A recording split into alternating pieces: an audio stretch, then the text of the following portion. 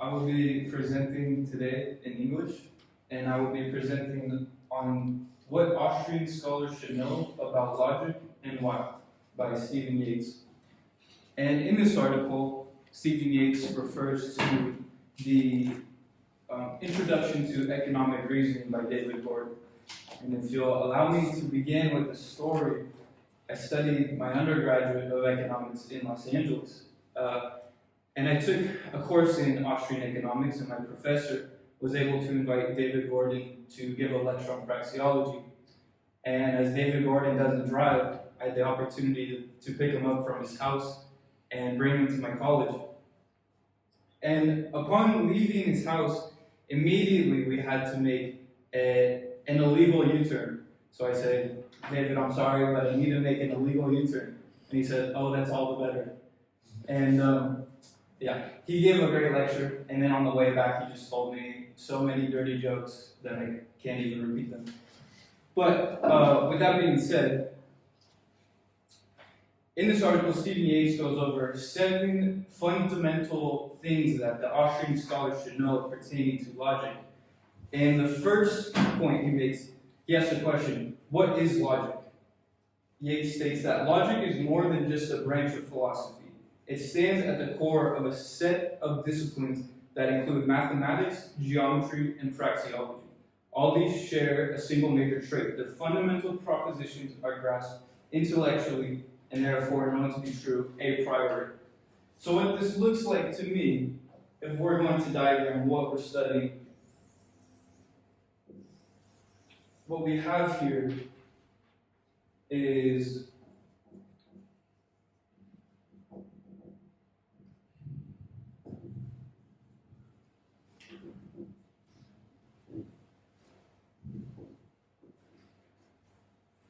these 3 sciences, mathematics, geometry, and praxeology, and what binds them all together is logic and our logical reasoning. The French Thomistic philosopher and theologian Jacques Maritain defined logic as follows. Logic studies the reason itself as an instrument of knowledge or a means of acquiring and possessing the truth. It may be defined as the art which directs a very active reason, that which enables us to advance with order, ease, and correctness in the act of reason itself.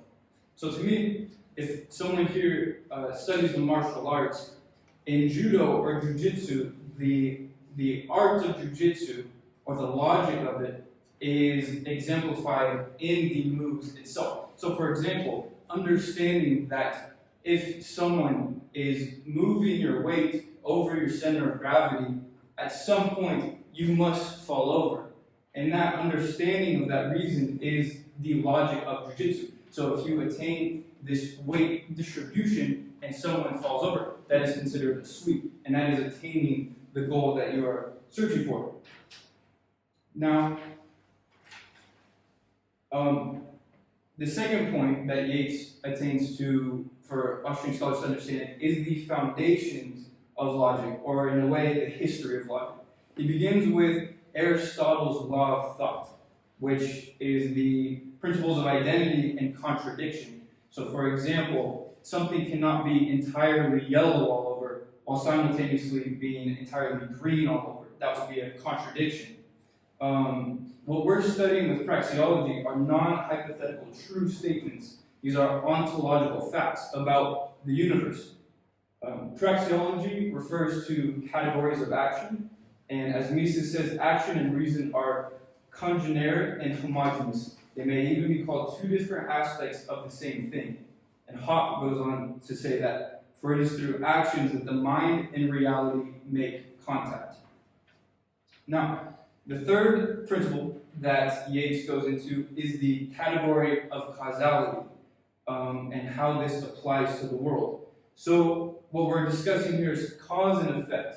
And this idea of cause and effect are presupposed by means and ends.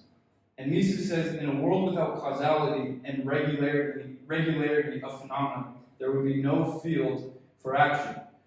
Where man does not see any causal relations, he cannot act. And so this idea that Mises is trying to get us to understand is that even babies can understand cause and effect. If a baby wants to knock over a set of toys, he has to hit it. If a baby touches the stove, he may burn himself. So he understands that there's something that is hot in that example, and that he has been burned. That is the effect. If there is no cause and effect in the world, no causality, this is chaotic. And Mises goes on to say that man can't even understand a world in which cause and effect does not exist. We can't even perceive it. So this is the idea of planning. And there are some obviously true statements. The British philosopher E.G. Moore, they're considered Moorean facts. For example, I have a body. Other people exist. You can demonstrate this by raising one hand saying, this is one hand in existence. There is another hand in existence. Therefore, there's other things in the world that exist. As well, another Moorean fact is that the world is larger than I am. Even Geiger, in his Principles of Economics, begins with all things are subject to the law of cause and effect. And so, the reasoning of praxeology is deductive reasoning. This is a material deduction. It's not a formal deduction. Formal deduction is very technical. With a material deduction, you have to understand every step of the way. So, for deductive reasoning,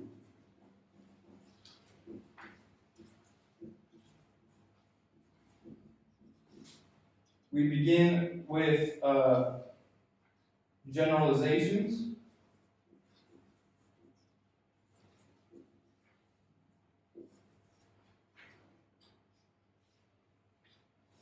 And then we discover our specific implications, whereas inductive reasoning begins with specific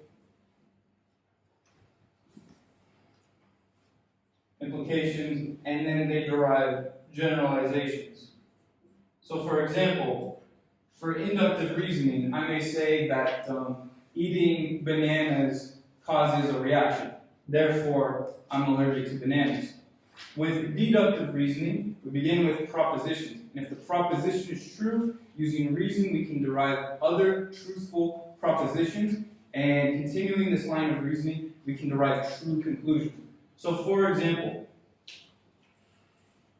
if I say that all econ students at Universidad Juan Carlos are two-headed monsters, and I say that Danny is an econ student at Juan Carlos. Therefore, Danny is a two-headed monster. Now, obviously, this is true. We can just see this, but this is a form of material deduction. So, again, according to Ludwig von Mises, praxeology is a deductive science. Its propositions are inferred deductively from the action principle, grasped intellectually and known to be true a priori. So the movement of someone's body is an example of praxeology, the science of human action. However, it's not always bodily movements that pertain to an action. For example, if I said, do you agree with me that Danny is a two-headed monster, please remain staying seated. Considering that everyone's staying seated, you are in fact acting in agreement with my statement. Now, a priorism is starting from a priori knowledge. Austrians proceed by deduction to uncover other truthful principles. The a priori knowledge are self-evident axioms. These are facts and principles about human existence and reality, whose truth is revealed by observation through reflections and not empirical research. Mises called this discipline praxeology, the study of human action, using a priori deductive approach. And Rothbard says that this is the axiom that man acts. Okay, so now that we got that covered, the fourth implication that Yates wants to go over is empiricism. Empiricism he considers to be the villain of the Austrian School. And what I like to think of empiricism as is, or I like to think of methodological a priorism as the kryptonite to empiricism. So Yates defines logical positivism as the method and empiricism as an epistemology. What he means by this is what he considers to be conventionalism, or that the laws of logic and mathematics are combinations of signs devised by us for our purposes and have no relation to reality. They are analytical propositions, truths by definition, designation, or stipulation.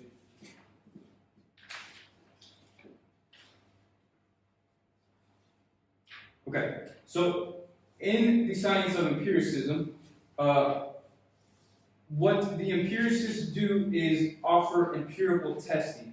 And they say, under Karl Popper, that empirical testing is the only way to derive scientific truths. However, there's a disagreement among the positivists, as if Karl Popper is indeed a logical positivist. He says he's not. The positives say he's not. But anyways, what empirical testing looks like is this. We begin with a hypothesis.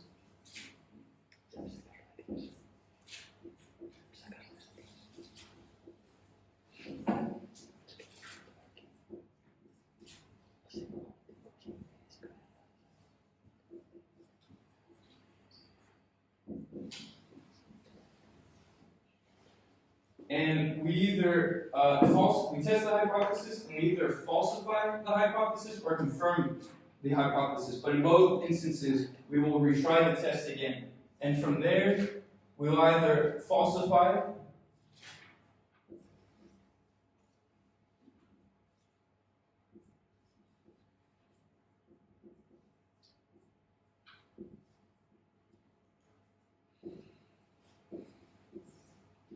and again comes to the conclusion of either falsification or confirmation.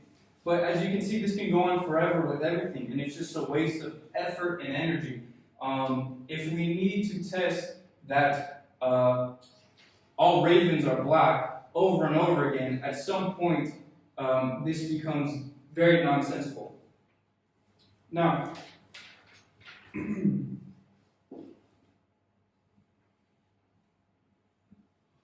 Yates also points out very interestingly that with the decay of empiricism, historicism, and behaviorism as opinions of morality, a new ideology has come in to take over in some sense, the minds of these moralists. And what he says is that contemporary psychology lends itself to the interests of those who would manipulate others, working particularly through the institutions of public state-sponsored education.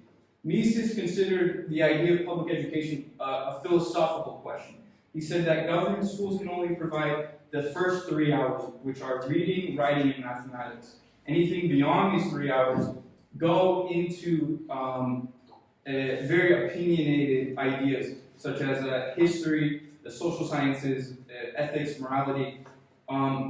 Mises says if you're in favor of government education, you're in essence in favor of government brainwashing. But I'll leave that there. Now, jumping into the 5th point of Yates' article, he goes into performative contradictions. And an example of this is linguistic actions. If you, for example, say that I've never spoken an English sentence, by me saying this is a performative contradiction, because I've indeed said that in English. As well, if you say human beings do not act, this is a linguistic action where I use the scarce means of my vocal cords to perform the action of verbally saying that human beings do not act. You can also say that I don't exist. I have to exist in order to say that I don't exist. And but not all a priori truths are performative contradictions. For example, if I say 2 + 2 = 5, this does not indeed prove that 2 + 2 = 4. And this is the central claim of empiricism, that all knowledge arises through or is reducible in some way to sense experience, cannot itself arise through or be reduced in some way to sense experience. If accepted as truth, it is an embarrassing counterexample to itself. So what this looks like is we begin with empiricism.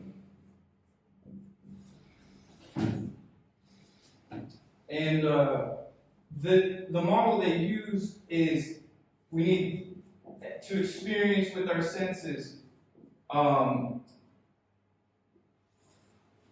in order to derive any knowledge about the world.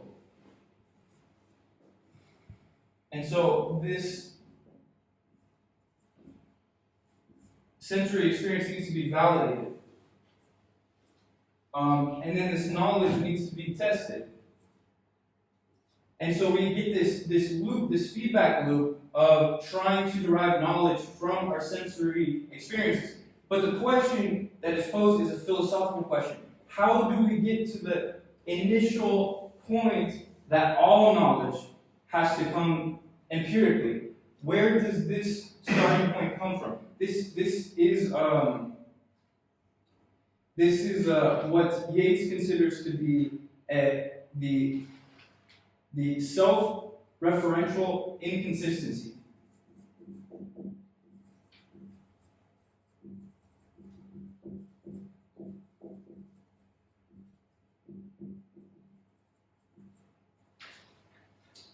And then going into the sixth point that Yates makes is that there's only one correct logic. Mises refers to this as the immutability of reason. Mises says that maybe superhumans or subhumans can have a different form of logic, but that's more of a theoretical proposition that we won't deal with at this moment. Really, the main argument here is against Marx's polylogism, which is the idea that different classes have different logics.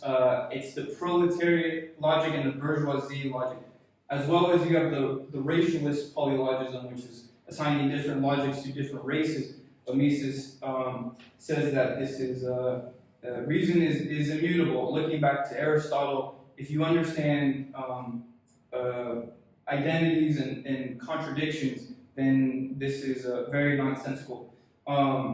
Now, the last point that Yates makes is, what are the implications of all this? Why? Why is logic so important for the Austrian scholars to understand?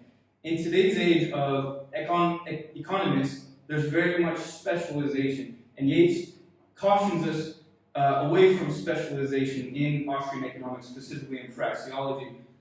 He wants us to be aware that this is very important knowledge, but understand that what's really important is the implications.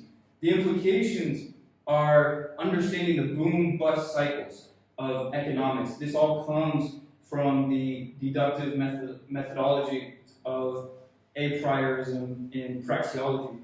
And as scientific knowledge develops, we are seeing the decay and crumbling of the positivists, the polylogists, and the irrationalists.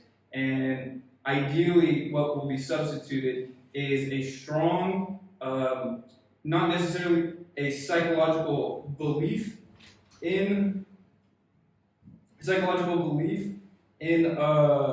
or a certainty in what we're understanding, but that necessarily this is all true. This is all self-validated, and that the implications can one day be an anarchist, realized ideology. Thank you.